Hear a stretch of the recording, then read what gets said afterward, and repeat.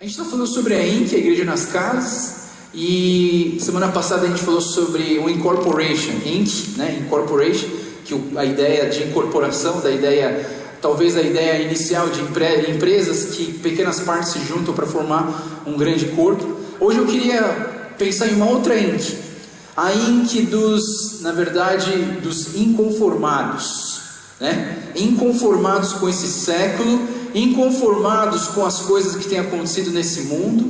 E aqui no seu boletim eu coloquei Romanos capítulo 12, 2, que diz o seguinte: e não vos conformeis com este mundo, mas transformai-vos pela renovação da vossa mente, para que experimenteis qual seja a boa, agradável e perfeita vontade de Deus.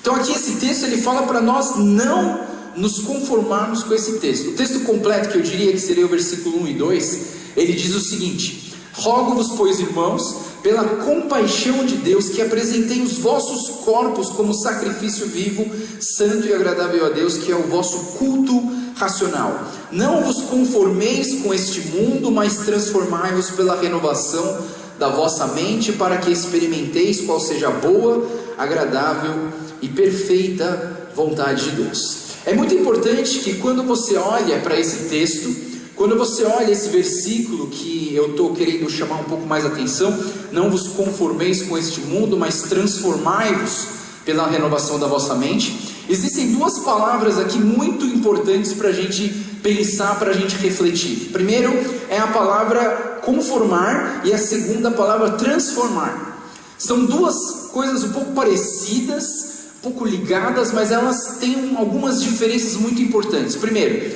o conformar, não se conforme. Conformar tem a ver com a parte externa, tem a ver com a aparência, tem a ver com o superficial, mas tem a ver também com as nossas atitudes para com as pessoas que nos cercam. Nós não podemos nos conformar, as nossas atitudes não podem ser as mesmas de pessoas que não têm Jesus, que não conhecem a Jesus. Nós precisamos mostrar nas nossas atitudes, na nossa aparência, né? Esses dias eu estava pensando muito assim, a nossa igreja é complicado falar sobre moda, né? Assim, as pessoas vestem a roupa da moda e tal, mas assim, eu fico pensando em meninas que usam roupa muito curta, sabe? Eu fico pensando assim, como que eu vou falar um dia para minha filha não usar coisas tão curtas assim, sabe?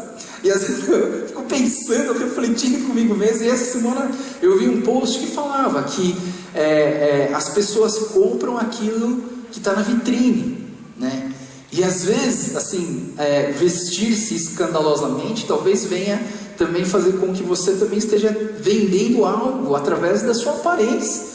Eu fico pensando, poxa, como que eu vou ensinar as minhas filhas a se vestirem com decência, sei lá? O que é decente hoje?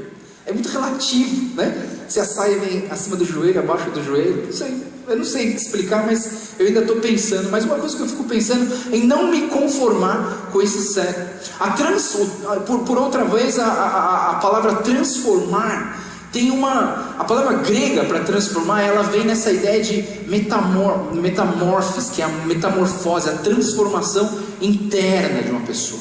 Então a transformação é algo que eu acredito que é obra do Espírito Santo quando ele transforma as nossas vidas. Quando você vê alguém mudando, alguém que era de um jeito e hoje é de outro, você vê assim que na verdade o Espírito Santo trabalha nas nossas vidas, mas assim, o Espírito Santo, ele pode trabalhar se você permitir, se você abrir o teu coração, se você permitir que ele transforme você, porque se você se fechar, eu já falei várias vezes, mas eu continuo falando, nosso Deus não é um Deus agressivo, nosso Deus não é um Deus que arromba a porta do seu coração, para entrar e transformar a sua vida. Não, eu acredito que Deus é um Deus muito gentil.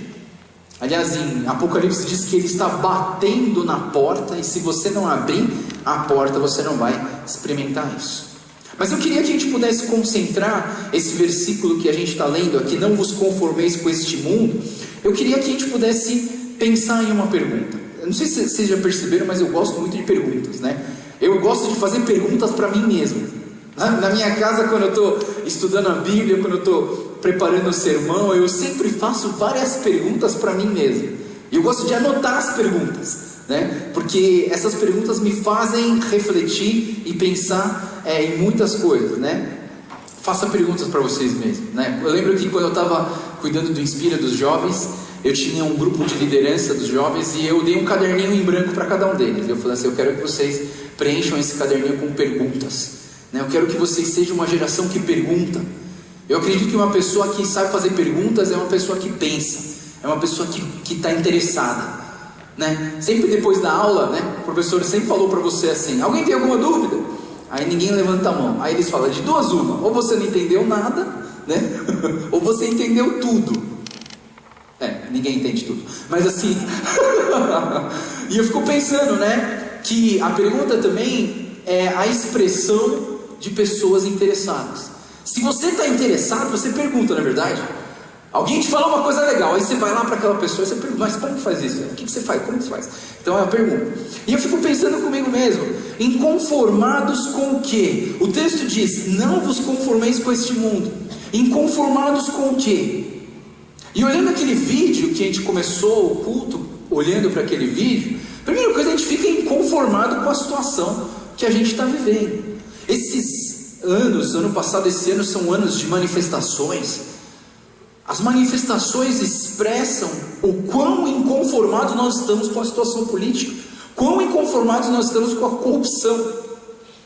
E sabe, eu estou vendo assim nas Olimpíadas assim, que as pessoas estão tão inconformadas que qualquer coisa vira vaia, né, nos estádios, né, assim. E eu estou inconformado, sabe com o que, pessoal? Vou abrir meu coração para vocês.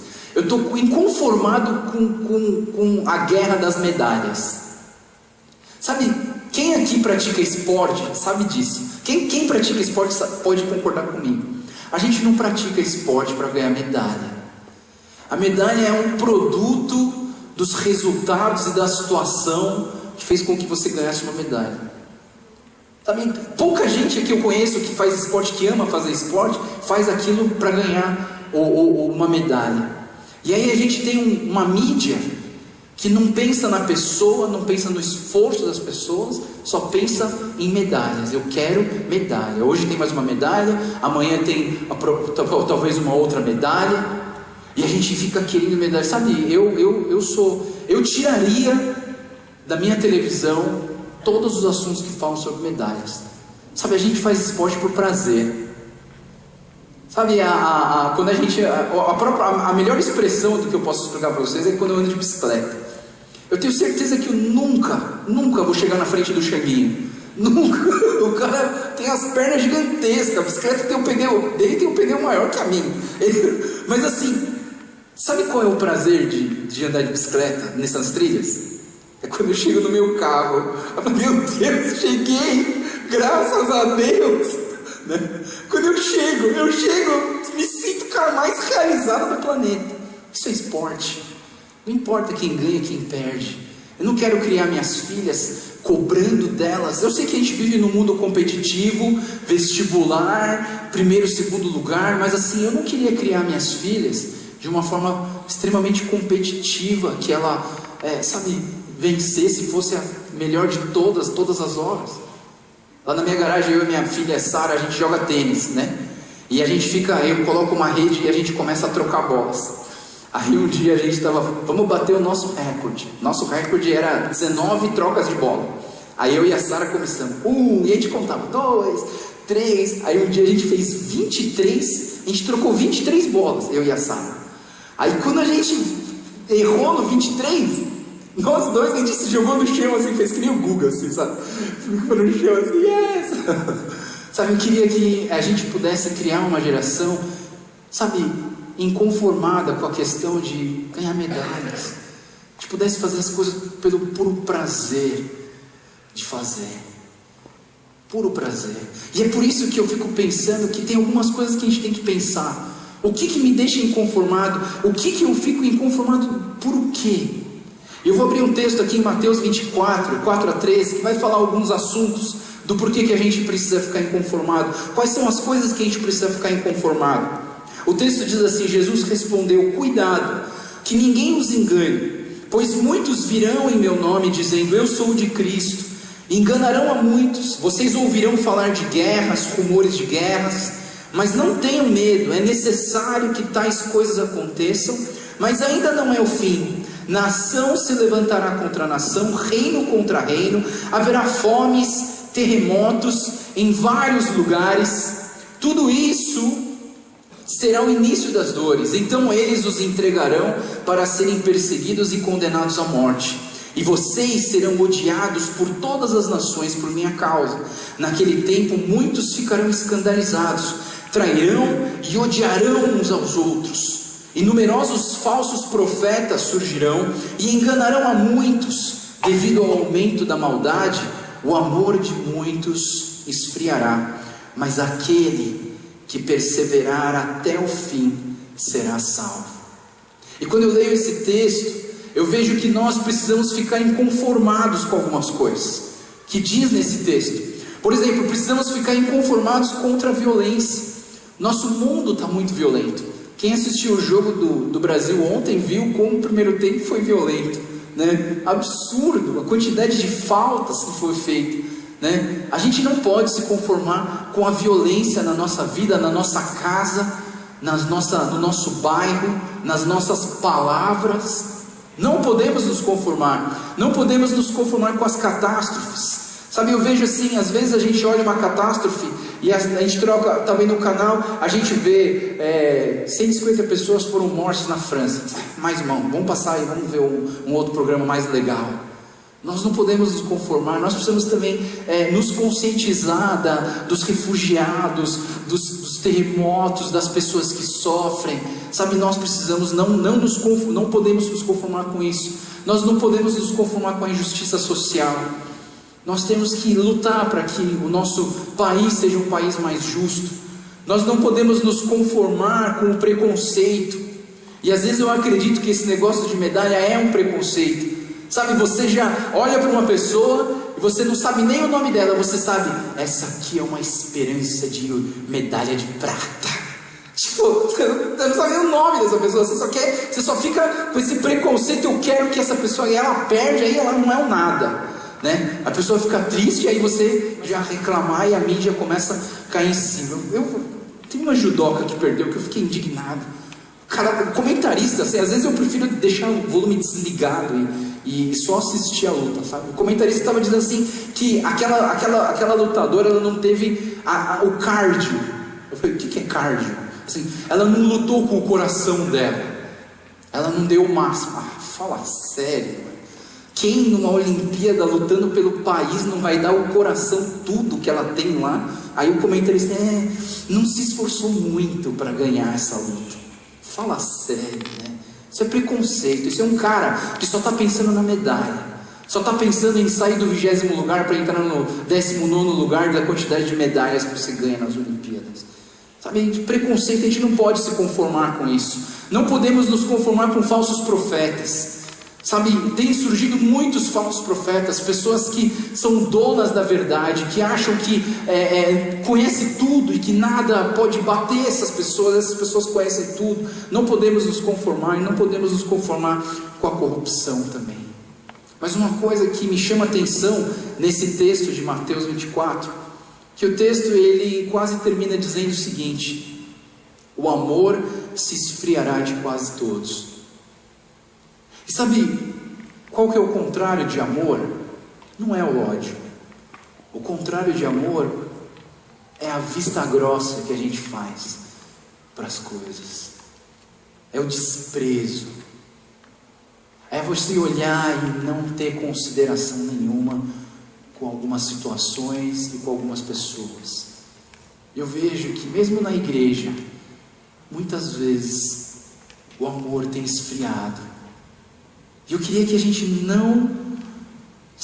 nós não nos conformássemos com essa situação. Não me conformo com a violência, não me conformo com as catástrofes, não me conformo com os falsos profetas, não me conformo com a corrupção, não me conformo com a injustiça social. Não me conformo com os nossos jovens e os nossos filhos aprendendo do mundo o que é viver a vida. Não me conformo. Mas também não basta só não se conformar, não é verdade? Se você só não se conformar, não adianta. Precisa ver transformação. Um pensador alemão chamado Goethe, ele diz o seguinte: não basta saber, é preciso aplicar. Não basta querer, é preciso também agir. Um dia eu estava numa igreja japonesa e eles estavam fazendo um teste de personalidade. E aí a professora, que era uma psicóloga, ela estava aplicando uma dinâmica nessa classe. Só que ninguém sabia. Uma pessoa chegou nessa classe trazendo um copo de água. E aí de repente, quando essa pessoa chegou na sala, ela tropeçou meio que de propósito assim, e deixou o copo de água cair no chão. E era um teste, né? Eles estavam escrevendo os negócios e de repente essa pessoa cai no chão. Aí alguns ficam só olhando. Aí tem uns outros que fazem assim: ih, molhou. Tinha um outro que já saiu correndo procurando um papel, não sei o que, um pano para enxugar, sabe? E eu fico pensando, sabe? Às vezes a gente olha as coisas e a gente fica olhando assim: ih, morreu. Ih, tá doente. Ih, tá precisando de ajuda. Ih, tá sofrendo. Sabe, não basta você enxergar e saber. A gente precisa agir. Às vezes a gente fica inconformado, né? Tem uma irmã da INC que, quando deu a questão dos refugiados, os refugiados começaram a vir para São Paulo, tal assim, ela me ligou e falou assim: Joel, o que eu faço? Quero dar um jeito, comprar colchão para essas pessoas, não sei, eu preciso fazer alguma coisa, me ajuda, né? Meu Deus, e agora o que eu faço, né? Como que eu vou ajudar essa pessoa a ajudar as pessoas que precisam ser ajudadas, né? Aí graças a Deus que eu tinha um contato com alguém lá na Liberdade que estava trabalhando com os refugiados. Mas sabe, nós não podemos nos conformar e ficar parados esperando alguma coisa acontecer. Nós precisamos entender como ser transformados. E eu fecho minha pregação com essa pergunta: como ser transformados? E eu acredito, na minha vida ministerial como pastor, que uma das soluções, não estou falando a única, não estou falando só essa, mas uma das soluções é uma coisa que nossa igreja tem chamado de INC, a igreja nas casas. Para mim, essa é uma das soluções para você ser transformado, para que Deus possa fazer parte da sua vida, parte do seu dia, parte dos seus relacionamentos, parte da sua oração, parte da sua vida espiritual. Porque eu acredito que na INC existe um negócio que eu chamo de convivência transformadora. Ninguém fica parecido com uma outra pessoa se você não andar perto dessa pessoa, não é verdade? Você tem um melhor amigo, por exemplo. Aí você começa a andar com esse seu melhor amigo, você começa a pegar os trejeitos dessa pessoa, né? A pessoa fala algumas gírias e você começa a falar as mesmas gírias.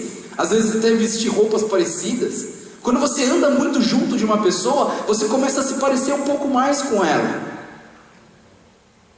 E não tem maneira melhor e mais fácil, mais visível de entender a transformação das nossas vidas do que andando com pessoas que também querem ser transformadas pelo poder e a graça do Senhor Jesus. Por isso que eu acho que a INC é um meio de transformar as nossas vidas. Semana passada eu chamei o Tom Beck e ele falou sobre como que ele experimentou a INC estava transformando o relacionamento dele com a esposa, o relacionamento dele no trabalho, a ansiedade da Mariana, e sabe, é um jeito, é um meio da gente poder experimentar essa transformação, essa convivência transformadora nas nossas vidas. Eu queria mostrar 3 textos para vocês que comprovam o que eu estou falando. Talvez você fale assim: não, o Joel está inventando, né? Tipo, o Joel, ele de repente comeu uma feijoada e teve uma visão, e aí, o cara descobriu esse negócio de INC e a INC apareceu na vida dele. Não, vou falar para vocês 3 situações. Primeira situação: Paulo e Silas, eles estavam presos. Eles estavam presos numa cadeia por estar pregando o evangelho. E aí o que acontece é que eles estavam lá na prisão, Silas e Paulo, e eles amarrados assim, acorrentados, eles começaram a louvar o Senhor. E os presos em volta começaram a ouvir eles louvando. Aí teve um terremoto, não sei o que, quebrou todas as grades, quebrou os grilhões, as correntes que prendiam eles, e os presos assim começaram a fugir. E o carcereiro, é uma coisa que você precisa entender, é contexto histórico, mas assim, o carcereiro nessa época do Império Romano, essas coisas, quando o imperador falava assim: carcereiro, você vai cuidar desses presos, assim, era a responsabilidade da vida dele cuidar daqueles presos. Se o preso fugisse, a culpa ia vir pro carcereiro. Era um negócio maluco, né? Mas hoje não existe isso, mas assim, a culpa ia vir pro carcereiro. Então o carcereiro não podia deixar esses caras fugir de jeito nenhum, porque senão o imperador ia pegar a família do carcereiro, ia maltratar a família, torturar a família, porque o carcereiro ia pagar aquilo que os presos que fugiram tinham que pagar.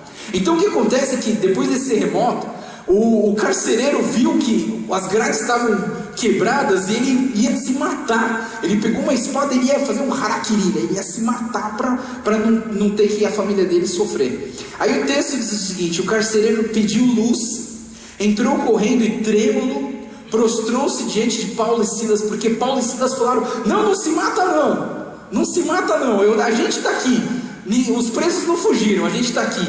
E aí, então levou-os para fora e perguntou o carcereiro: senhores, o que devo fazer para ser salvo? E eles responderam: creia no Senhor Jesus e serão salvos você e os da sua casa. E pregaram a palavra de Deus, e ele e todos os de sua casa. Creia no Senhor Jesus e serão salvos você e os da sua casa. Sabe, é muito importante que você conheça o Senhor Jesus.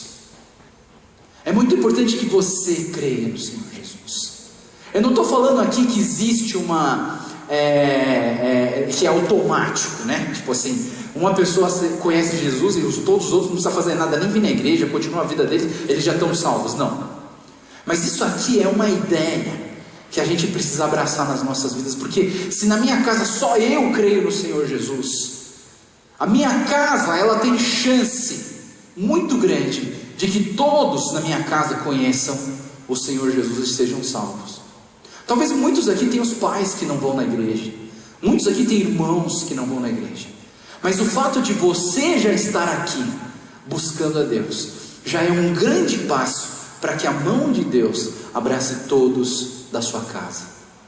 Salvação vem em casa, vem nas casas.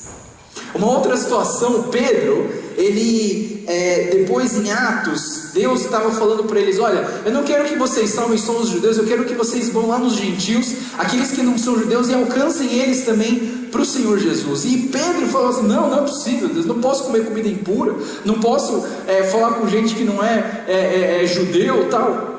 E aí Deus dá uma visão para ele, e tem um cara chamado Cornélio. Cornélio e a sua família, né, tiveram uma visão, né? E o texto diz assim em Atos 11, 13 a 16: e ele nos contou nessa visão, ele contou que um anjo tinha aparecido na sua casa e disseram: mande buscar em Jope Simão, chamado Pedro, e ele lhe trará uma mensagem por meio da qual serão salvos você e todos os da sua casa.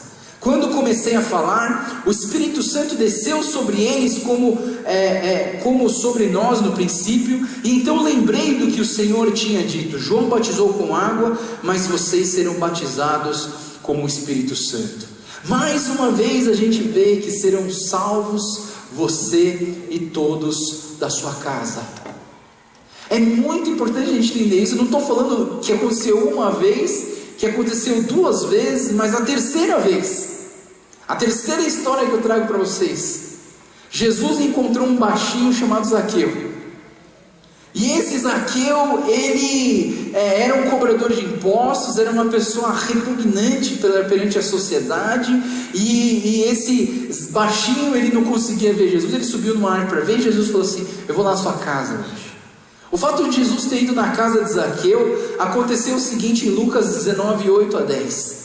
Mas Zaqueu levantou-se e disse ao Senhor: olha, Senhor, Estou dando metade dos meus bens aos pobres, e se alguém extorquir alguma coisa, devolverei 4 vezes mais. E Jesus lhe disse: hoje houve salvação nesta casa, porque este homem também é filho de Abraão, pois o Filho do Homem veio salvar o que estava perdido. Hoje houve salvação nesta casa. Sabe, eu falo para vocês da INC, da Igreja nas Casas, eu não falo só porque eu quero que vocês participem. Eu falo porque nessas reuniões de INC, eu vejo pessoas sendo transformadas.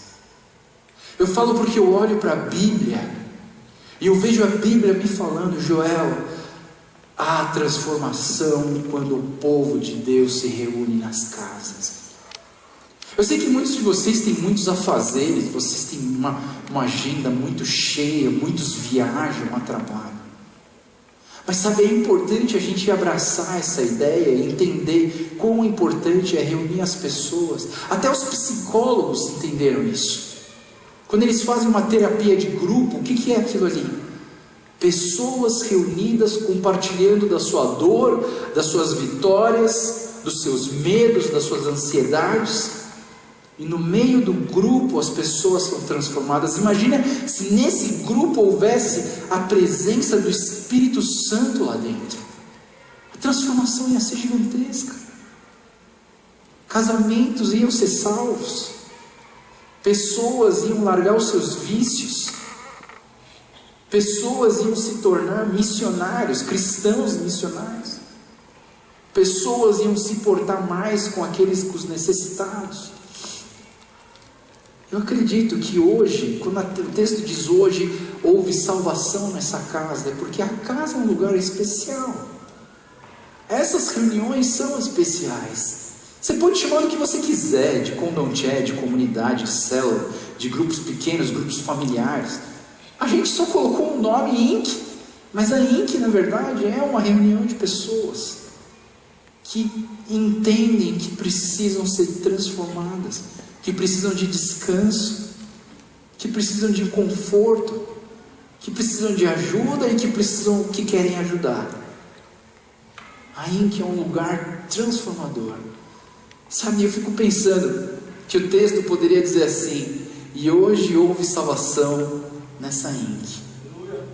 É muito importante que nós possamos participar de um grupo desse, porque eu acredito que a INC é um instrumento de Deus para que nós possamos ser transformados, para que, inconformados com este mundo e com este século,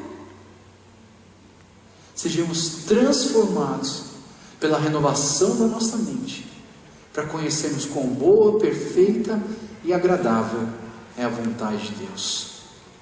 Que a INC possa ajudar muitas pessoas. E que se você estiver interessado, eu não vou forçar, eu não vou mandar ninguém aqui participar de INC, não vou cobrar de você, de que se você não vem na INC, você vai para o inferno, não é de jeito nenhum. Eu quero que você entenda a importância disso. E se um dia surgir uma oportunidade para você entrar numa INC, queria muito que você participasse delas. Amém? Vamos orar?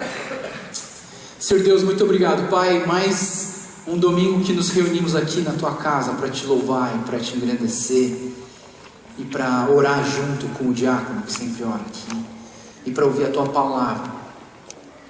Deus, nós não nos conformamos com este mundo, não nos conformamos com este século, não nos conformamos em ver os nossos filhos sendo ganhos pelo mundo, sendo discipulados pelo mundo.